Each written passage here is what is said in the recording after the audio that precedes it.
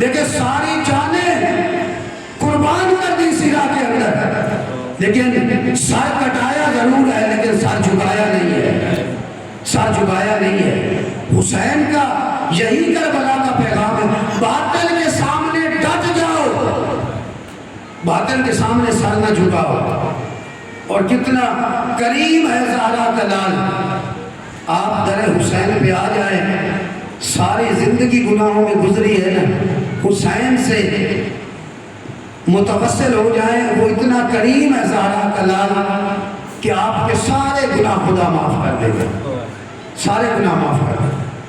Whole میں جب آ کے حسین کا راستہ روکا ہے، جب راستہ روکا 1000 کا لشکر لے کے آیا، اچھا پھر حسین بن علی کے گھوڑے کی لگام میں ہاتھ ڈالا، ٹھیک ہے، امام نے کہا سکولت کا اموں کا یا ہو، آئے ہو تیری ماں تیرے ماتم میں روئے۔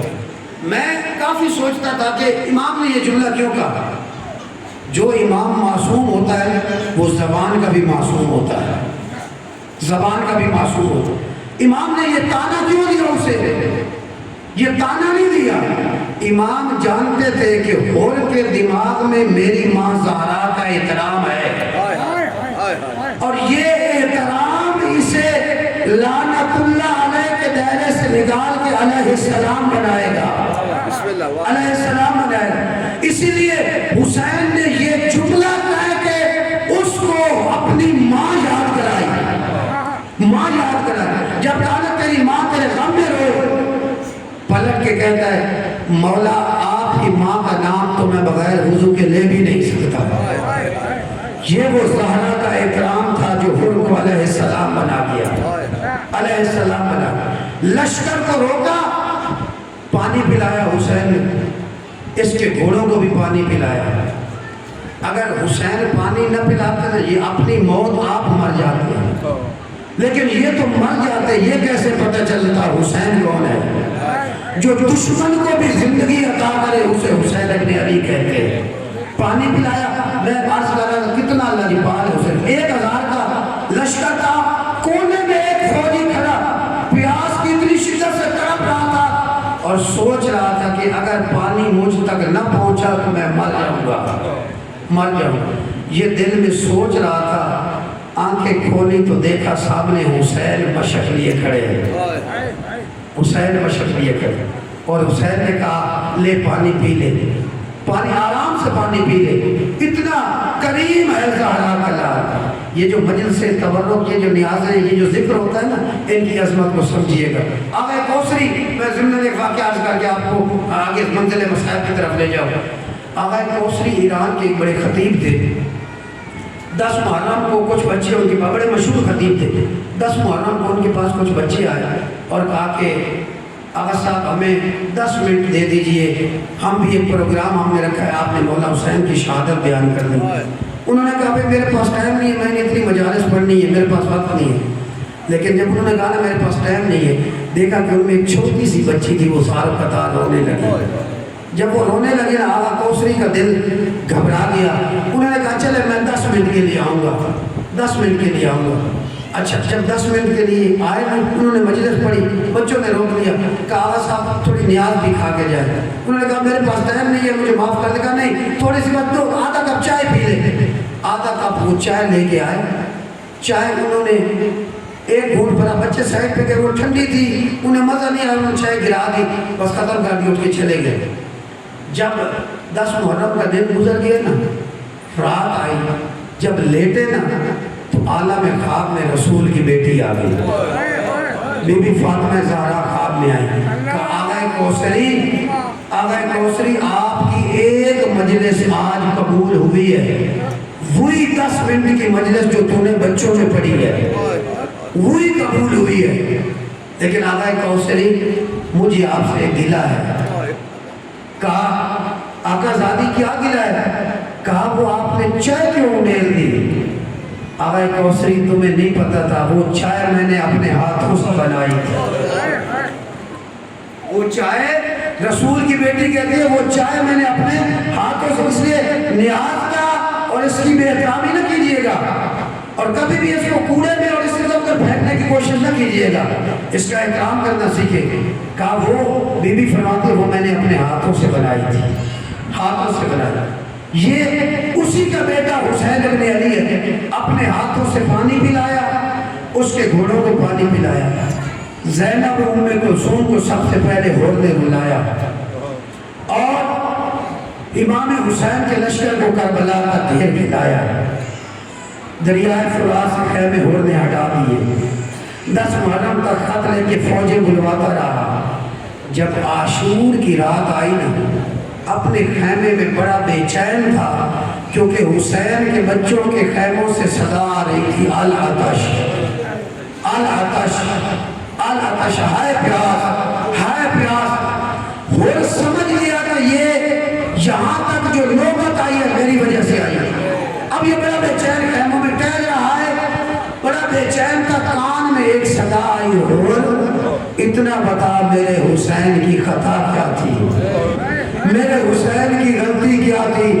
اور سمجھ گیا کہ یہ رسول کی بیٹی زہرا فریاد کر رہی ہے۔ کہا کہ بس مجھے یہاں نہیں رہنا ہے، مجھے حسین کے قدموں میں جانا ہے، میں نے جہنم میں نہیں جانا، میں نے حسین کی جزائی ہوئی جنت میں جانا ہے۔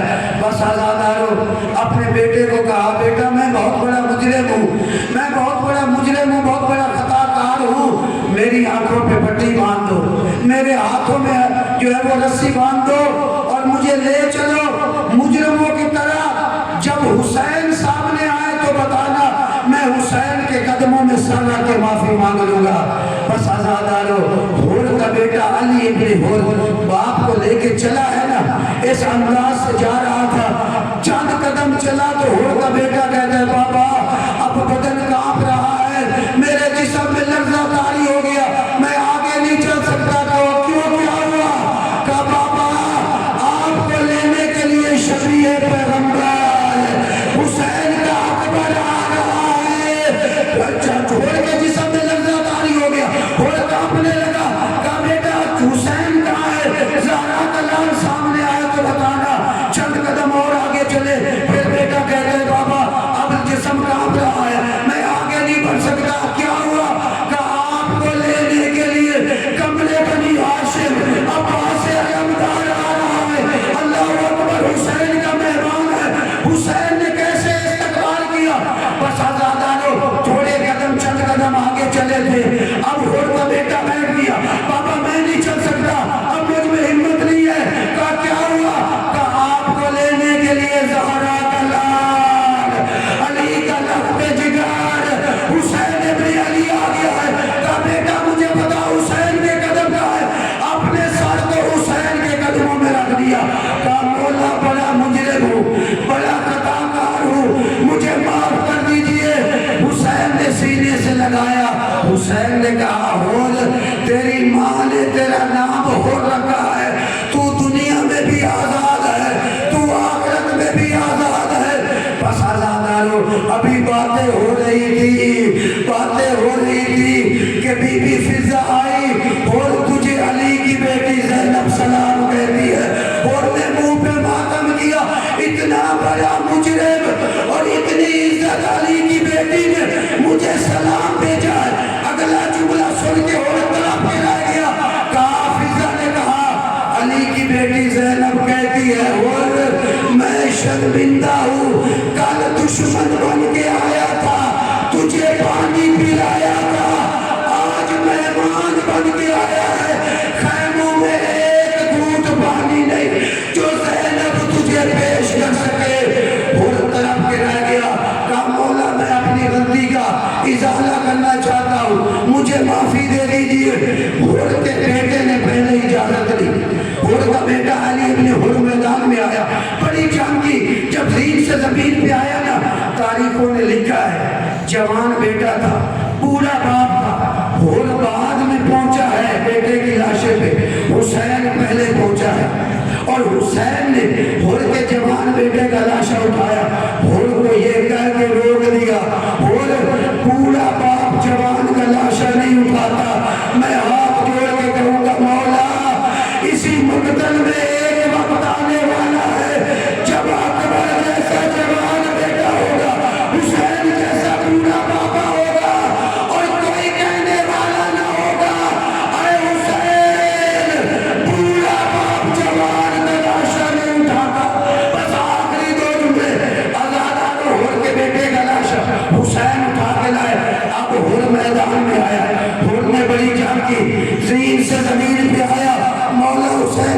جانے پہنچے، کیا دیکھا؟ ہور کی پیشانی میں تیر لگا ہوا ہے۔ حسین نے تیر تو نکال لیا، پیشانی سے خون نہیں رک رہا تھا، خون نہیں رکتا۔ اللہ اللہ، اتنا بڑا مجرم، کتنا مقدر پایا، خون نہیں رک رہا تھا۔ حسین نے کہا